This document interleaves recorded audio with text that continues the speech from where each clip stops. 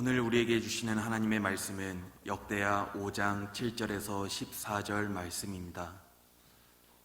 역대하 5장 7절에서 14절 말씀, 구약성경 660면입니다. 역대하 5장 7절에서 14절의 말씀을 봉독하겠습니다. 제사장들이 여호와의 언약궤를 그 처소로 메어 드렸으니 곧 본전 지성소 그룹들의 날개 아래라. 그룹들이 궤 처소 위에서 날개를 펴서 궤와 그 채를 덮었는데 그 채가 길어서 궤에서 나오므로 그 끝이 본전 앞에서 보이나 밖에서는 보이지 아니하며 그 궤가 오늘까지 그곳에 있으며 궤 안에는 두 돌판 외에 아무것도 없으니 이것은 이스라엘 자손이 애굽에서 나온 후 여호와께서 그들과 언약을 세우실 때에 모세가 호렙에서 그 안에 넣은 것이더라. 이때에는 제사장들이 그 반열대로 하지 아니하고 스스로 정결하게 하고 성소에 있다가 나오매 노래하는 레위 사람 아삽과 헤만과 여두둔과 그의 아들들과 형제들이 다 세마포를 입고 제단 동쪽에 서서 재금과 비파와 수금을 잡고 또 나팔 부는 제사장 120명이 함께 서 있다가 나팔 부는 자와 노래하는 자들이 일제히 소리를 내어 여호와를 찬송하며 감사하는데 나팔 불고 재금 치고 모든 악기를 울리며 소리를 높여 여호와를 찬송하여 이르되 선하시도다 그의 자비하심이 영원히 있도다 하매 그때 여호와의 전에 구름이 가득한지라. 제사장들이 그 구름으로 말미암아 능히 서서 섬기지 못하였으니 이는 여호와의 영광이 하나님의 전에 가득함이었더라. 아멘. 하늘 아버지께서 자녀들에게 베풀어 주시는 기쁨과 평화가 넘치기를 축복합니다. 우리 안에 이루시는 하나님의 형상이 더욱 아름답고 풍성하기를 소망합니다. 성령님께서 함께 하시는 성도들의 삶의 향기가 널리 퍼지기를 축복합니다. 예배당에만 모여 예배하는 사람들에게 생소한 것들이 있습니다. 그것은 다른 종교에 관한 것들입니다. 불교에서 불상은 그저 만들기만 하면 되는 것이 아니라고 합니다. 불상도 의식을 통해 부처가 된답니다. 불상에 생명력을 불어넣어 부처로 탄생시키는 의식을 점안식이라고 합니다. 점안식은 불상을 조각하거나 그린 다음에 불상에 붓으로 눈동자를 찍는 의식입니다. 개안식이라고도 하는데 새로 만든 불상에 눈을 그려 넣는 것입니다. 그러니까 조각품으로 만들었거나 그림으로 그린 것을 사찰에 처음 갖다 놓을 때는 눈알이 없는 셈이지요. 자리를 잡고 눈을 그려 넣는 의식을 통해서 비로소 온전한 불상이 됩니다. 요즘은 제작소에서 눈을 그려 넣고 눈을 가려서 가지고 와서 눈을 가리는 것을 벗겨내는 의식으로 대신한다고 합니다. 눈을 떠야 불상입니다. 그러면 천주교에서 성당은 언제부터 성당일까요? 예수님께서 십자가에 달려 계시는 고상을 모셔야 비로소 성당이라고 합니다. 오래전에 읽은 글에 성당을 짓는 중에 그 안에서 신부님이 공놀이를 하자 이것을 이상하게 여긴 신자에게 신부님이 하시는 말씀이 아직 고상을 모시지 않았으니 성당이 아니야. 불상을 세우고 눈을 그려 넣어야 사찰이고 고상을 모셔야 성당이라면 예배당은 언제부터 예배당이라고 할 수 있을까요? 봉헌식을 해야 예배당입니까? 아니면 입당 예식만 해도 예배당이라고 할 수 있습니까? 사람에게 의미를 새기는 예식이 꼭 필요한데 예배당은 딱히 언제부터라고 할 수 있는 기준이 없는 듯합니다. 개신교 신자들은 예배당이라는 건물을 중요하게 여기는 것이 아니기 때문입니다. 보이지 않는 마음속의 믿음을 중요하게 여깁니다. 그래서 개신교를 눈에 보이는 것 그 이상을 말하는 고차원적 종교라고 할 수 있고, 이것을 어렵게 여기는 사람들에게 눈에 보이는 장치들을 함부로 만들어 천박한 종교로 보이게 하는 듯도 합니다. 다윗은 예루살렘을 서울로 삼고 그곳에 하나님의 언약궤를 메어 올렸습니다. 자신은 백향목 궁전에 사는데 여전히 천막에 모시는 것을 안타깝게 여겨 성전을 지으려고 하였습니다. 그러나 하나님께서 허락하지 않으셨기 때문에 그는 최선을 다하여 성전을 지을 준비를 하였습니다. 드디어 솔로몬이 성전을 지어 봉헌하지요. 다윗이 준비하였고 솔로몬이 지은 이 건물은 어느 시점에서부터 성전이라고 말할 수 있었을까요? 7절과 8절 말씀입니다. 제사장들이 여호와의 언약궤를 그 처소로 메어 드렸으니 곧 본전 지성소 그룹들의 날개 아래라. 그룹들이 궤 처소 위에서 날개를 펴서 궤와 그 채를 덮었는데, 솔로몬의 성전 건축은 다윗의 철저한 계획과 준비로 까다롭지 않고 힘들지 않게 이루어졌습니다. 그러나 솔로몬이 왕위에 오른 4년째 되던 해 2월에 시작해서 7년 후인 솔로몬 왕 제11년 8월에 마쳐 장장 7년 6개월이라는 대공사였습니다. 이렇게 건물이 완성되었으니 그때부터 성전이라고 할 수 있었을까요? 아닙니다. 성전이 될 수 있는 것은 성전에 반드시 있어야 할 것이 있어야 했습니다. 솔로몬은 성전 짓는 일을 완성하고 하나님의 언약궤를 성전에 옮겨 놓으려고 이스라엘 장로들과 백성들의 지도자들을 예루살렘으로 불러 모았습니다. 그런 후에 레위 자손이 언약궤를 메어 드렸습니다. 언약궤란 무엇일까요? 10절 말씀은 이렇게 기록하고 있습니다. 궤 안에는 두 돌판 외에는 아무것도 없으니 이것은 이스라엘 자손이 애굽에서 나온 후 여호와께서 그들과 언약을 세우실 때에 모세가 호렙에서 그 안에 넣은 것이더라. 출애굽할 때에 모세는 시내산 위로 올라가 하나님의 말씀을 듣고 산 아래로 내려가 백성에게 말하고 백성의 대답을 하나님께 아뢰어 하나님과 백성이 언약을 맺었습니다. 하나님은 그들의 하나님이 되시고 그들은 하나님의 백성이 되기로 한 것입니다.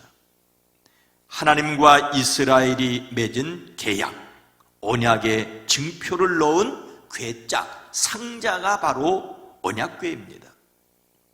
성전은 이스라엘이 하나님의 백성이라는 상징으로서 언약궤를 모심으로 완성되었습니다. 그러나 이것은 모세 시대의 유물을 모셔드리는 박물관이 아니었습니다. 언약궤를 가져다 둔 곳을 본전, 지성소, 그룹들의 날개 아래라고 하였습니다. 거룩한 성전 가운데서도 가장 거룩한 지성소, 그 중에서도 하늘의 영적 존재인 그룹의 날개 아래였습니다. 그룹들은 천사라고 여겨집니다. 하나님께서 만드신 하늘의 영적 존재로서 하나님의 영광을 선포하고 하나님께서 그곳에 계셔 만나 주신다는 것을 상징합니다. 솔로몬이 지은 성전이 될 수 있었던 것은 하나님께서 그들과 함께 계셔서 그들과 맺은 언약을 지금도 지키시고 그들을 만나신다는 것을 상징하기 때문입니다. 그러나 언약궤를 모셨다는 것보다 그것을 그룹의 날개 아래에 두었다는 것보다 더 중요한 사실이 있습니다. 13절 후반절에서 14절 말씀입니다. 그때에 여호와의 전에 구름이 가득한지라 제사장들이 그 구름으로 말미암아 능히 서서 섬기지 못하였으니 이는 여호와의 영광이 하나님의 전에 가득함이었더라. 제사장들이 언약궤를 솔로몬이 지은 건물한 지성소에 구름 날개 아래 모시고 찬양을 맡은 레위인과 나팔을 부는 제사장들이 영광스러운 찬송을 드릴 때 놀라운 일이 있었습니다. 성전에 구름이 가득하였습니다. 하나님께서 거기 계신다라고 하는 것이 사람의 눈에 보이는 현상으로 드러났습니다. 성경에서 구름은 하나님께서 함께 계신다는 것을 보여줍니다. 모세는 시내산 구름 속으로 이끌려 들어가 하나님을 만났습니다. 광야에서 이스라엘은 구름 기둥으로 안내를 받았습니다. 예수님께서는 마지막에 하늘 구름을 타고 오실 것이라고 말씀하십니다. 구름은 하나님께서 그들과 함께 계신다는 것입니다. 솔로몬이 지은 건물이 성전이 될 수 있었던 것은 언약궤를 그룹의 날개 아래 모시고 하나님의 임재를 상징하는 구름이 임하였기 때문입니다. 여기에서 온전한 예배가 무엇인지 알 수 있습니다. 온전한 예배는 하나님의 임재 앞에 서는 것입니다. 사람들은 솔로몬이 지은 성전 그 자체를 거룩한 곳으로 여기려 하였습니다. 그래서 하나님께서 그것을 무너지게 하셨습니다. 보이는 성전은 성전이 아니라는 것입니다. 언약을 기록한 돌판을 담은 언약궤는 영화 잃어버린 성궤를 찾아서에서처럼 사람의 호기심을 자극하는 소재가 될 수 있지만 성전의 절대적인 조건은 아니었습니다. 어떤 사람들은 상상력을 발휘해 성배를 만들어내기도 합니다. 예수님께서 마지막 만찬에서 사용하신 포도주를 담았던 잔을 성배라고 하며 그것으로 소설을 쓰기도 합니다. 이것은 이야기거리일 수 있지만 하나님이 지금 거기에 함께 계신다는 것은 아닙니다.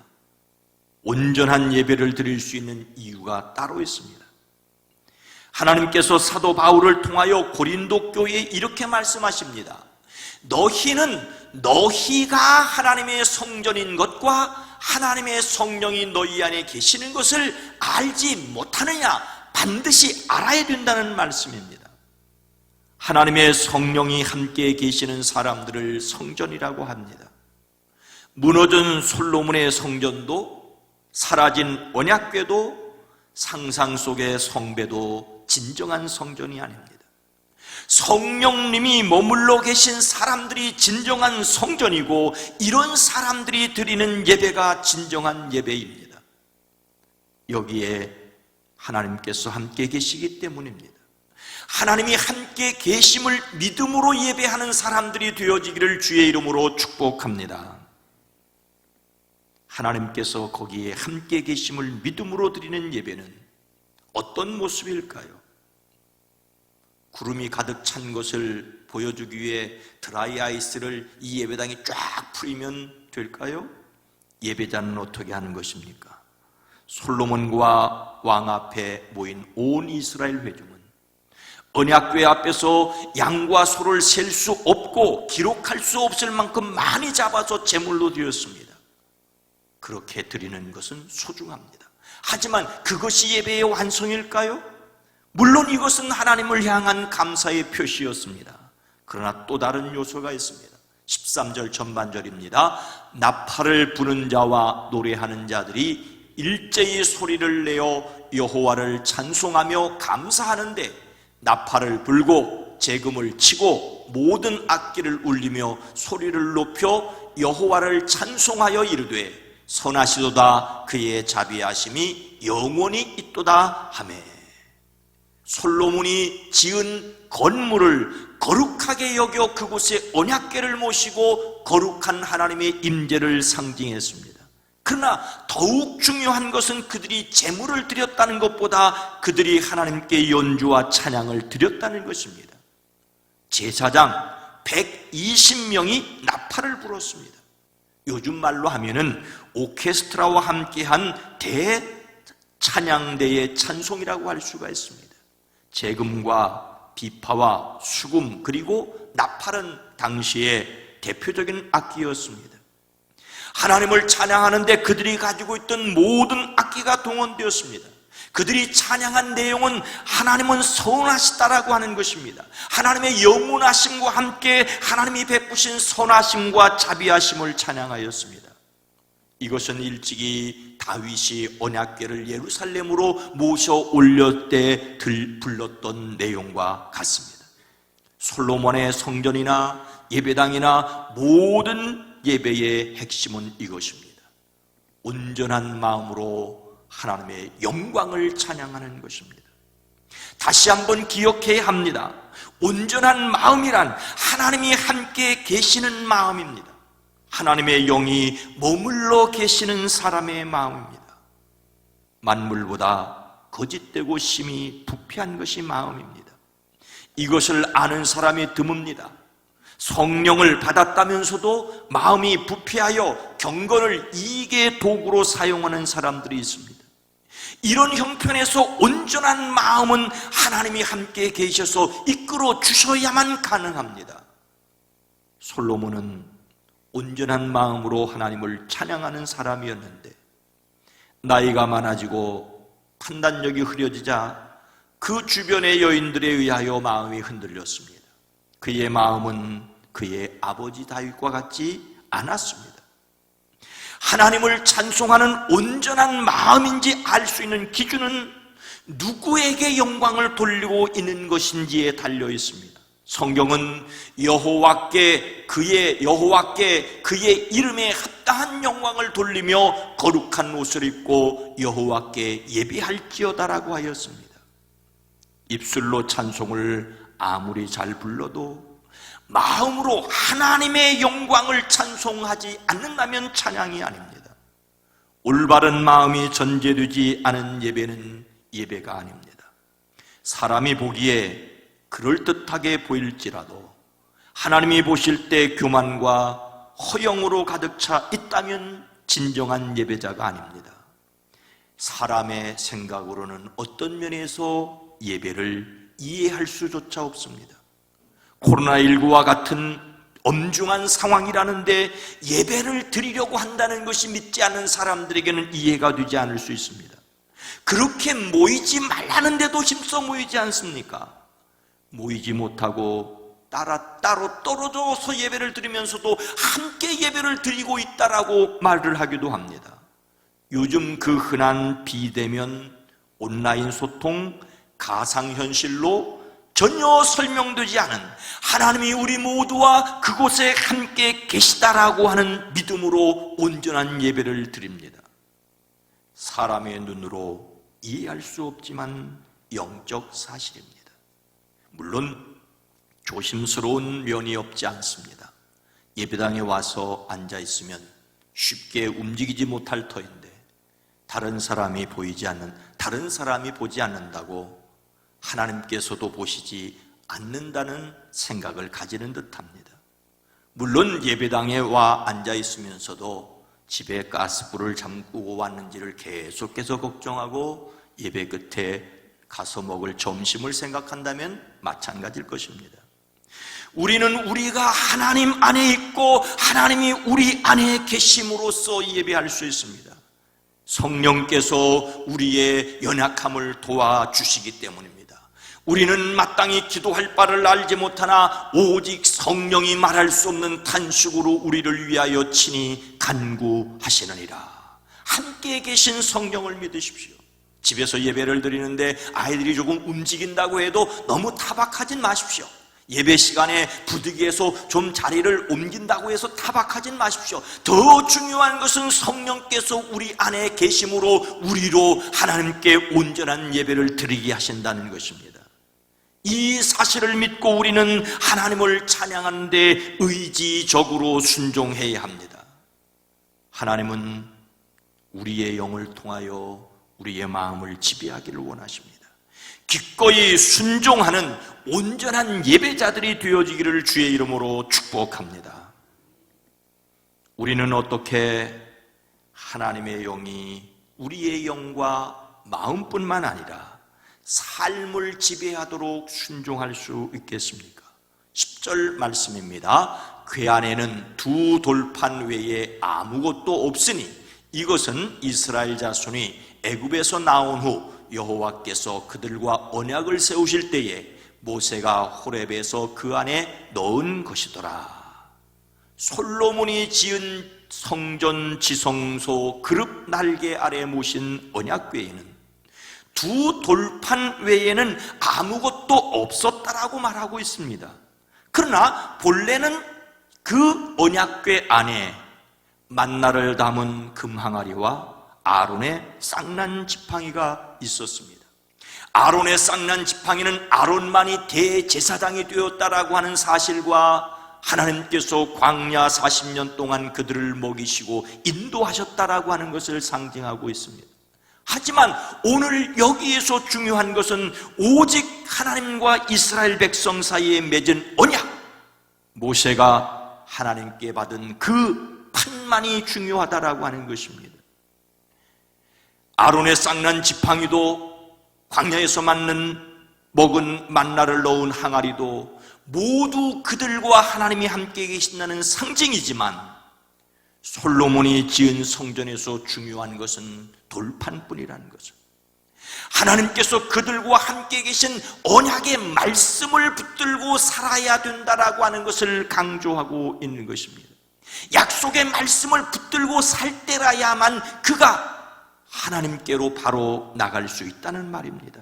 이런 삶이어야 한다는 것을 다시 말씀하십니다. 11절입니다. 이때에는 제사장들이 그 반열대로 하지 아니하고 스스로 정결하게 하고 성소에 있다가 나오매. 다윗이 철저하게 준비한 것으로 솔로몬이 7년 반에 걸쳐 성전을 지었습니다. 그 성전에는 솔로몬이 모셔 올린 언약궤가 있었습니다. 언약궤는 지성소 구름 날개 아래 모시고 하나님의 영광을 찬송하자 구름이 성전을 덮었습니다. 레위인과 제사장들은 하나님께 영광을 돌리는 찬송을 계속했습니다. 하나님의 임재를 상징하는 구름이 성전에 가득할 때 그곳에 있던 제사장들은 스스로를 성결하게 하였습니다. 이것은 바로 하나님의 언약의 말씀 앞에 성결한 삶이어야 한다라고 하는 것을 강조하는 것입니다. 이것은 하나님의 백성의 삶이 거룩해져야 된다라고 하는 것도 말하고 있습니다. 예수님의 약속대로 성령 받은 그리스도인들은 정결하여야 합니다.